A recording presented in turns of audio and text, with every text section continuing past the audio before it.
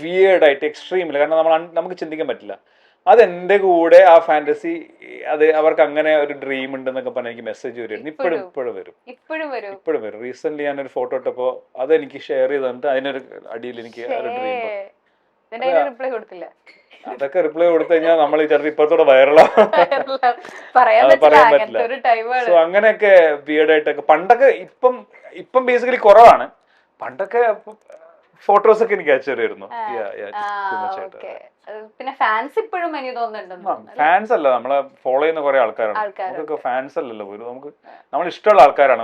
നമുക്ക് നമ്മളെ costume sense ഇഷ്ടമുള്ള ആൾക്കാരുണ്ട്.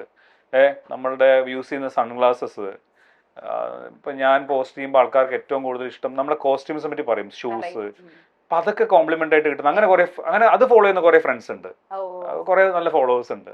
അവരായിട്ടൊക്കെ നല്ല ആൾക്കാരായിട്ടൊക്കെ നമ്മൾ കമന്റ് കൊടുക്കും. നമ്മൾ വെറുപ്പിച്ച് കഴിഞ്ഞാൽ ഞാൻ പല ആൾക്കാർക്ക് റിപ്ലൈ കൊടുത്തിട്ട് വൈറലായ പ്രശ്നങ്ങൾ ഉണ്ടായിട്ടുണ്ട്. പിന്നെ ഒരുപാട് പേര്, അതായത് ചില കമന്റ്, ഇപ്പൊ അല്ല കുറച്ച് മുന്നേ നമ്മളെ കുത്തി കമന്റ് ചെയ്യുക, ടാർഗറ്റ് ചെയ്യാന്ന് പറയില്ലേ, ചില ആൾ പോയിന്റ് ഔട്ട് ചെയ്തിട്ട് നമ്മളെ പേഴ്സണലി ഹറാസ് ചെയ്യുമ്പോൾ ചില സമയങ്ങളിൽ നമ്മള് അങ്ങനെ ചെയ്യാൻ പാടില്ലെന്ന് എല്ലാവരും പറയും. നമ്മളെപ്പോഴും അതൊക്കെ കൺട്രോൾഡ് ആയിരിക്കണം എന്ന് പറയും. ബട്ട് ചില സമയങ്ങളിൽ നമ്മൾ ഇമോഷണലി ബേസ്റ്റ് ഔട്ട് ആവും. ചിലപ്പോൾ വേറൊരു പ്രശ്നത്തിൽ ഇരിക്കും, അപ്പോഴേക്കും ഇത് കാണുന്നത്.